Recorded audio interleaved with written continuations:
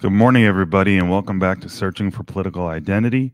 I apologize for the delay. I usually don't take close to 2 weeks between episodes, but in this case, I needed it. I'm studying for the bar exam, and I'm also sadly mourning the untimely passing of my uncle. So I'm going to tell you a little bit about that and get through some random agenda items, and that'll be today's episode. I think it'll be a good one. I'm excited to be with you, but I'm sorry, I am a little sad. So let me tell you about my uncle. First, let me tell you about my dad and his two brothers generally. That side of the family is not that close. There's a lot of mutual respect and love, but my dad's character, his father was a character, the brothers were characters, and so beautiful people, but not the closest family dynamic. But like I said, nonetheless, a lot of love. My dad is a composer. He's an artist at heart. By trade, he is in the laundry machine repair business, services laundry equipment.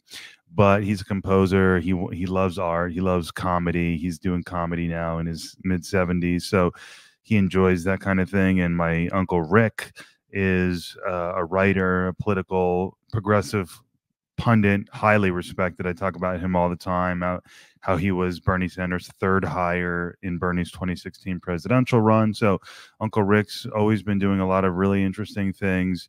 He had a whole career before he got really into politics. But then Uncle John is the one who passed.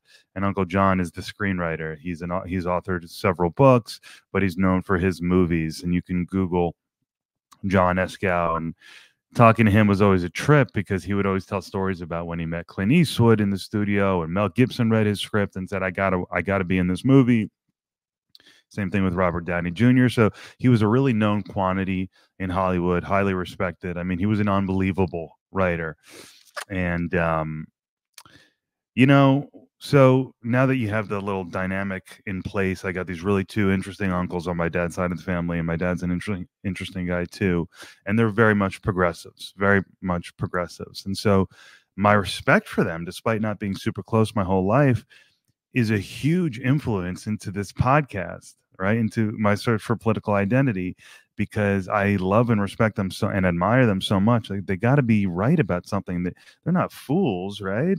I mean, I get it. They're not economists. Well, Uncle Rick is pretty much, possibly fair to call him an economist. He's very well studied, but they got to be right about things, right? So coming from that household, that background, that's the environment. Now, I got to tell you a sad story before I get to the current sad story with regard to my Uncle John. So about 5 years ago, I think it was my second year of law school at the time, an elective called health law and policy. And it was the paper course for law school. So we had to write a long paper, and that was the assignment for the whole year. Just, get ready to do that. And we had to pick a topic. And I tell you, before we entered the class, about 5 minutes before class started, it wasn't the very first class, it was an early class in the semester. We say, hey, you got to pick your topic, and this is how it's going to go. I said, well, what the hell am I going to pick, And who knows why I ended up in this class, by the way. It just seemed like an interesting elective, I guess. I get a call from my dad, and he tells me, he's got terrible news. My cousin James, at the age of 21, accidentally overdosed, and died. James was John's son. They lived together. John found him in bed. James had bought what he thought was a Xanax on the street, and it was fentanyl, and boom, right? Just another one. Horrific. James was the sweetest, the kindest.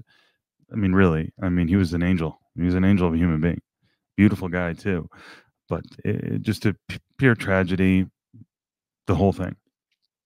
And so Uncle John apparently became, not that he was a dick in any sense before that, but it really transformed him and unleashed a whole new level of kindness in him. And from that day forward, his relationships with my dad and Uncle Rick, from my understanding, really deepened.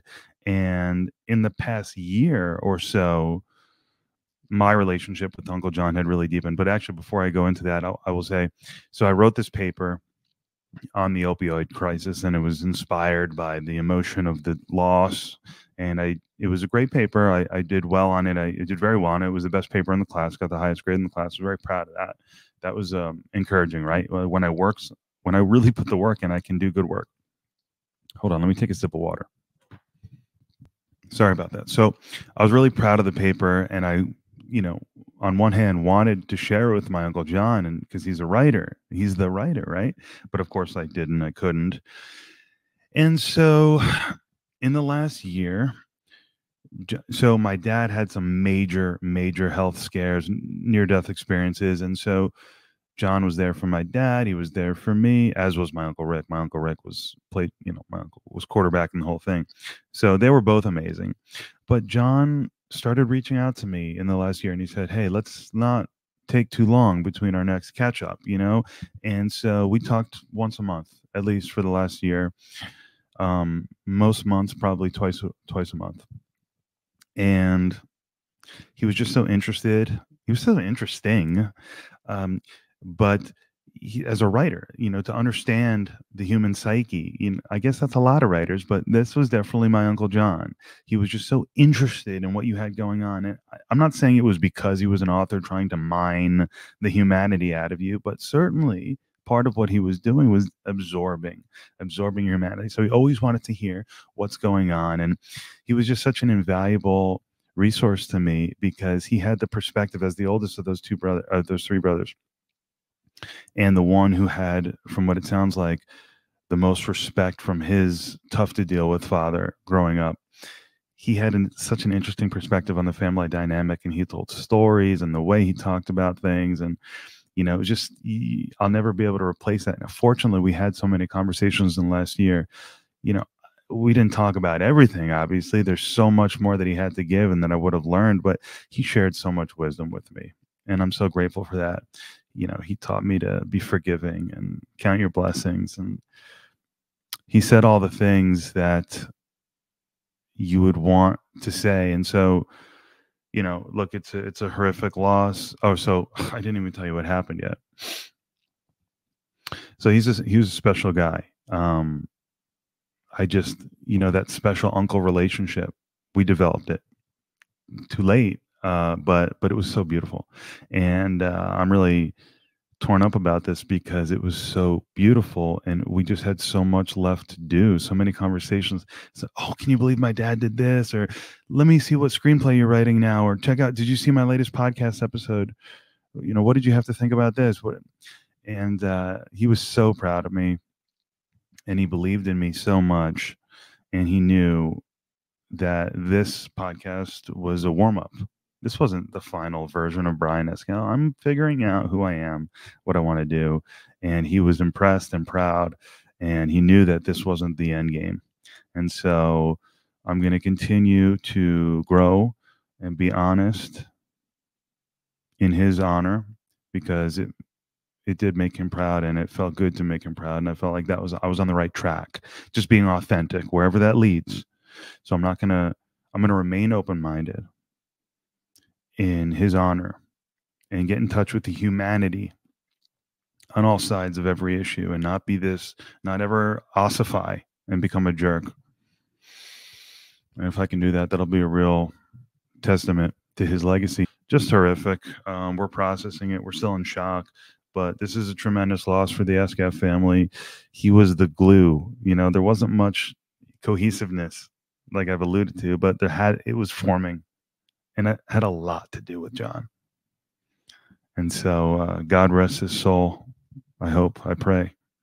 And I love you, Uncle John. And you mean and meant so much to me. And this is the closest, most intimate loss I've ever felt, frankly.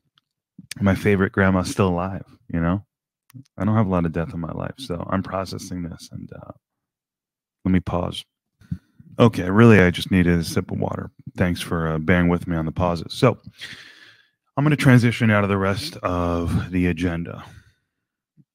And it's kind of a bizarre juxtaposition, but in a sense, it makes sense because Uncle John was in the film industry. And now I'm, for some reason, going to review Madam Web because I watched it with my girlfriend and I said, man, this was interesting. I thought I was going to hate it and I didn't hate it. And so, in the spirit of keeping an open mind, that theme, I'm going to talk about it. Now, spoiler alert, I'm going to ruin the movie. So, stop watching this right now if you have not seen Madam Web and you want to watch it.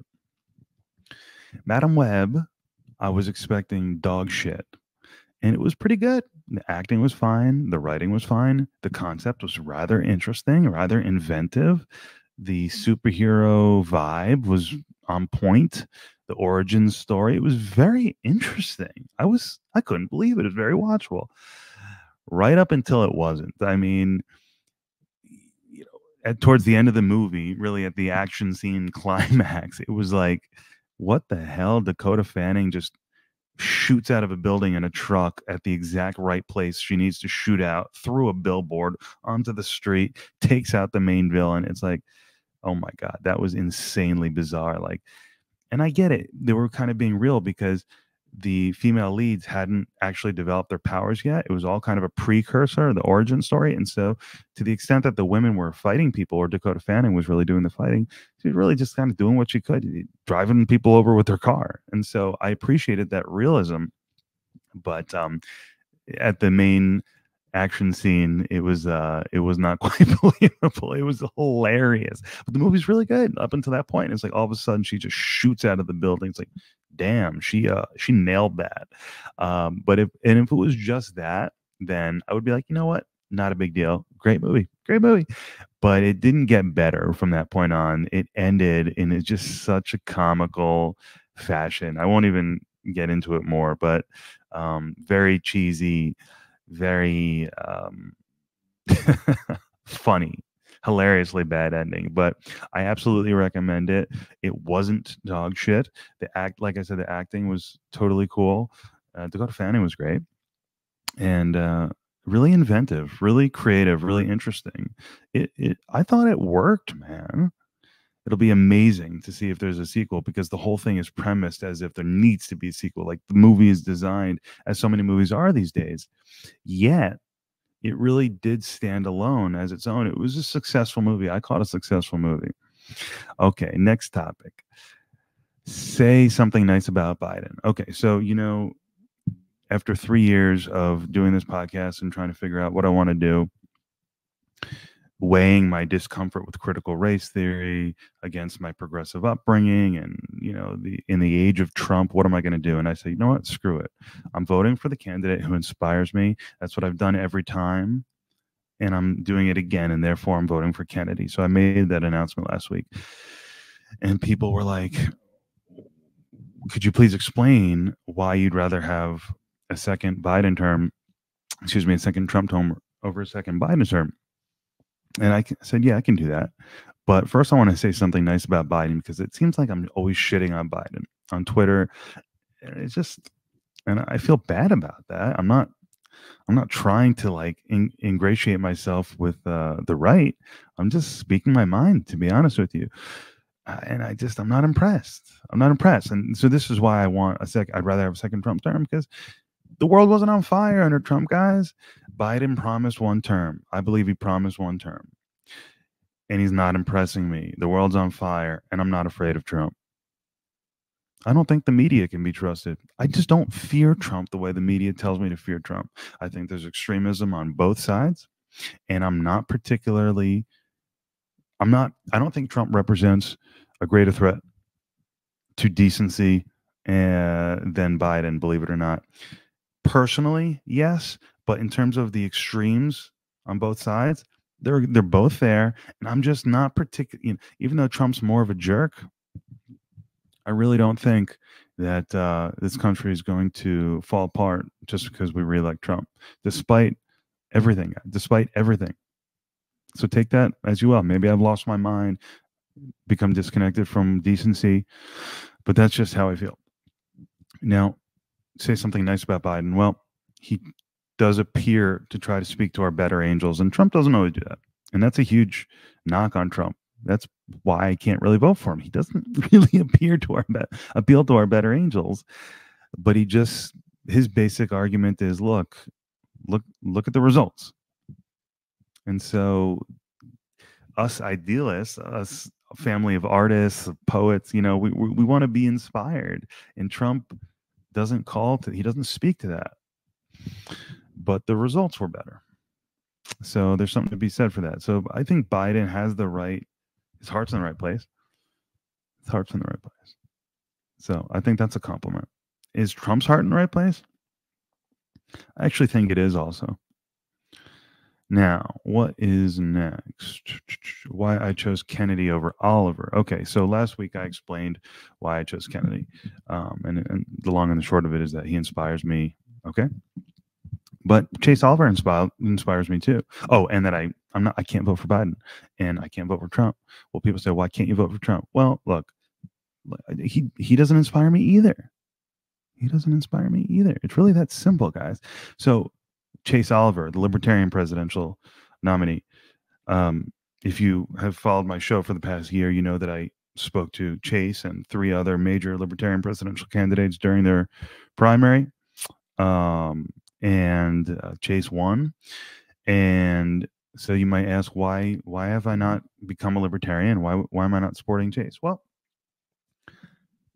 it really comes down to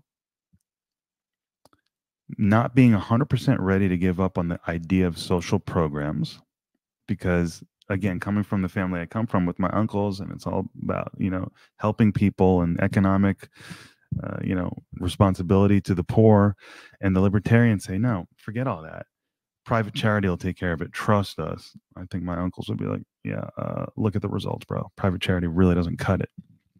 So that deep down, like being uncertain, like, am I really ready to cut loose? Social responsibility to redistribute money through taxation, through the welfare state. Am I really ready to pull that plug? That's one thing, because libertarians really believe in decentralization and privatization. And then but I'm interested and I'm open-minded, really open. But then the other part is Israel. Kennedy generally supports Israel, and Chase might, but he would not use the government to support Israel, as is a standard libertarian position. They don't want our money going to foreign governments because they believe taxation is theft in the first place. So taxation to give to a foreign government to fight wars that really only endanger us and create more danger for us makes no sense to a libertarian. And so I don't look Israel. So this is where I transition into telling you about my relationship with Israel. And so let me just do that now. And, by the time I get to the end, you can understand perhaps why I went with Kennedy over Oliver. Here's the deal. Where are my notes here? Yeah. So when I was a kid, I did not go to sleepaway Jewish summer camp like many Jews do on the East Coast. They tell you about that. It's like, yeah, you're Jewish. You went to sleepaway camp. No, I didn't have that experience, but I did go to day camp, Jewish Community Center day camp, JCC, and it was fun. And I guess I'm going to use the word indoctrinate from an early age. You have the color wars, you have the blue team and the white team, the Israeli colors, and you compete. And it's just from the very beginning. In my childhood, I was taught to respect and admire the state of Israel. It was programmed. And then in the same way that growing up in the suburbs of New Jersey in public school, doing the pledge, you were programmed to respect and admire the United States of America. So I do come from that background of being indoctrinated by the state, you might say. The libertarians would definitely say. So that programming having been installed at an earlier age, combined with I have first cousins on my mom's side who I respect immensely, like for so many reasons, for like 360 degrees of reasons. I totally respect these people, and they're hardcore Zionists.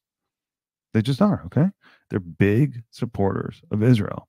And I have to weigh that. I go, I really admire these people. They're probably right about a lot of things. And then back to my dad, who is not Israel's biggest fan. My dad is a Reformed Jew. He probably would, gun to his head, he'd probably tell you he's a Buddhist. You know, maybe he's an atheist, but he's not an anti-Semite by any stretch of the imagination, at all. But he's just not Israel's biggest fan. He's like a Dave Smith kind of guy. He's read all the books and he doesn't think it's pretty. It's Israel's history. So when I was in high school, I attended an AIPAC meeting. One of my cousins invited me, thought it would be a good idea if I went, and I was stoned out of my mind. I was like, and it was really intense. And the AIPAC leader was like, if you're on the fence, just get out of here. This is not for you. And the people in this room, he's like, do not waste your time talking to Jews who are on the fence about Israel. Waste of time. We are in a battle for our life and death every day. You got to go to the people who are already hardcore supporters and double down their hardcore support. Interesting. Realistic approach, but it wasn't very persuasive to me at the time. But I didn't know shit. And I still don't know shit. So a couple of years after that AIPAC meeting, I ended up in Israel for my birthright trip. Right?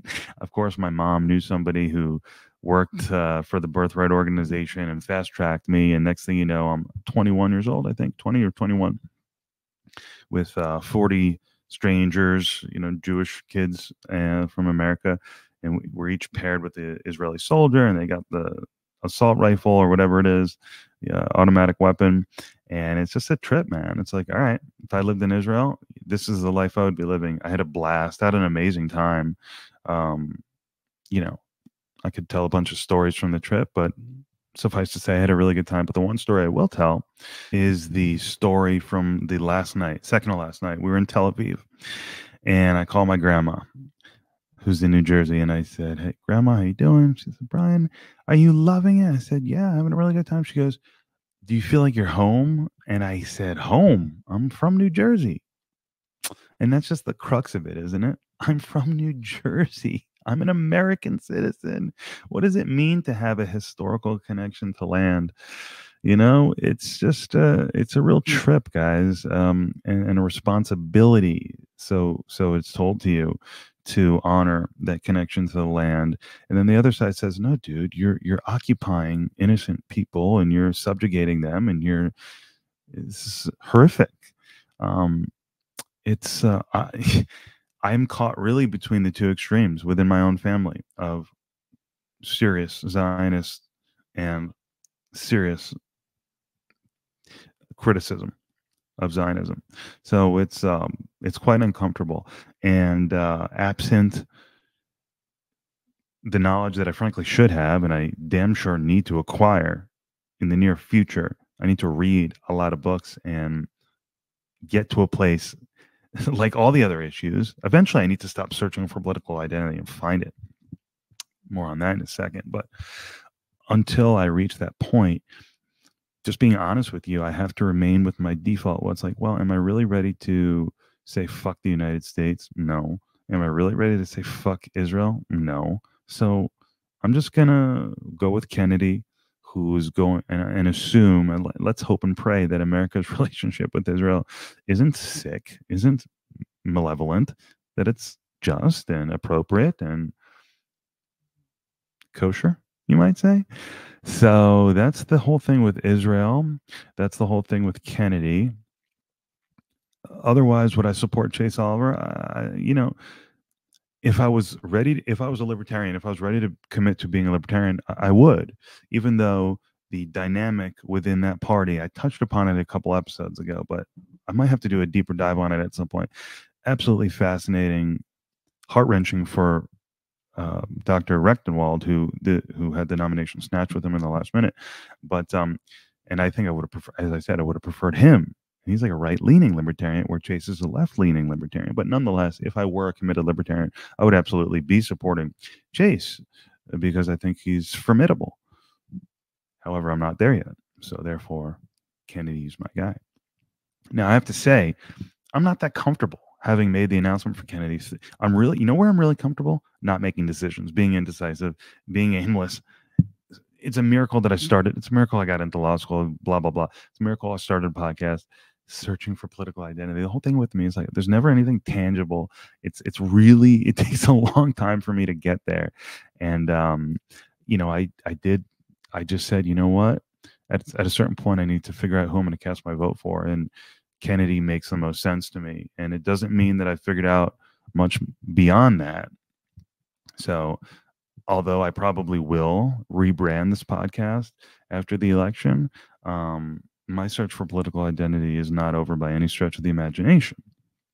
Now, I want to finish this episode by talking about the influencer Lily. If you're chronically online like I am, you know who Lily is. She is a woman who popped into relevance about a week ago on X because she went viral for using the N-word in like a non-funny, inappropriate way. I mean, she wasn't calling a black person the N-word, but it was like completely inappropriate. It was just uncool. And she got really popular for that. But she also did a second video shortly after it where she just ranting about how nerds run the world and they're making all the laws and not the people we would have hung out with in high school. It's just like very, very hateful and making fun of nerds and inappropriate. And I just had an instant reaction to it. And I don't really get like this. I don't try to be self-righteous, but I said, man, shame on you. Like, you're disgusting. And I made a couple tweets that actually got, for me, relatively at least, somewhat viral because I took a strong position on her. And like I said, I don't take strong positions on a lot of things, but I was really disgusted by the way she made her name for herself. And unbelievably, in the last week, I've been recording this off because I've been studying for the bar exam and, sad about my uncle. And she's already crashed and burned, which was probably predictable. But can you believe it's like I've already missed my window to talk about Lily because she's already being devoured by the right because she allegedly took mushrooms at some Groyper event. Groyper, the right-wing Christian nationalist, by the way, and led by Nick Fuentes. And she's just being called out as being a grifter and a fake. And she's like, oh, they're like, wait a minute, you took shrooms at a Groyper event and you're a single mother. You're not what we represent. Like, get the hell out of here, you grifter. They're calling her Jewish because she's got a big nose. And then she had a breakdown and tried to play the victim is what she tried to do. It's like, whoa, Lily, it's been quite a week for you, girlfriend. She blew up out of nowhere, kept doubling down, did not back down. And then when they started devouring her because they didn't think she was as high character as they thought, especially for what she'd been saying, she started to play the victim. And she said in her victim video, I'm normal. This was from yesterday or 2 days ago. I'm normal and I'm starting a movement of normal people and screw your gay stuff, trying to be like Andrew Tate, right? Like, everything is fake and gay. And I'll do another conversation on Andrew Tate another time. But she's trying to be the female Andrew Tate and trying to play the victim and saying, I'm normal. I didn't ask for this. It's like, girl, you kind of did. Now, I don't want to rub her face in it. And ultimately, I'm going to call for forgiveness, and I hope she repents, you know what I mean, and apologizes. That would make it a lot easier to ask people to forgive her. Because frankly, I'm not asking people to forgive her. I'm about to shit on her. But at the end of the day, I'm hoping that she does apologize and that everything can kind of get straightened out. But she brought a lot of hate. So here's the lesson. Moral of the story: don't be hateful, bro. Don't be a hater. I know what it's like, Lily, to seek fame, to want to get more popular by doing videos. I get that. And I know what it's like to do that before you're really ready. And so to the extent that these videos have all been a massive, massive mistakes that she's going to really regret, I feel bad for her. I'm glad that you haven't seen the videos from a year or two ago that I was recording. I was going through a tough time. I looked like shit. There were bad ideas. I know I wasn't saying anything hateful. And maybe I was being a little provocative, but never hateful. Never hateful. So I know what it's like to screw up and want to do over. And if she apologizes, I think she should deserve that do-over. But she's dug herself a real hole. She has become like hate lady, and it's not pretty. And she thought she could use her relative physical attractiveness as a shield. And it's like, girl, this was a bad idea. So, and the last thing I want to say about her is I understand where you're coming from. I get it. I push against the woke, the overly woke stuff all the time. People who actually follow my podcast closely know that I push against critical race theory. I'm not this huge woke guy at all. However, you're not going to hear me being hateful. And I really have no respect for what she did. And I really can't imagine what went through her mind posting those videos. Clearly thirsty for attention, and was willing to cross lines that are really hard to explain. Nothing that can't be redeemed, but she will have to put forth a genuine apology, and it just be bizarre, based on how she came onto the scene. But she should do it, and if she does it, she'll have my forgiveness. So good luck, Lily. That's all I have to say, guys. Thanks for being here. Sorry for my little kind of depressed demeanor, but it is what it is. Going through some things, and I do expect to have an episode for you next week. Getting close to the bar exam here, so the podcast has fallen on the back burner just a little bit, but big things planned for August when I start resuming guest interviews. It's going to be go time, and I'm excited for it. So thanks for being here, and have a great week. Take care.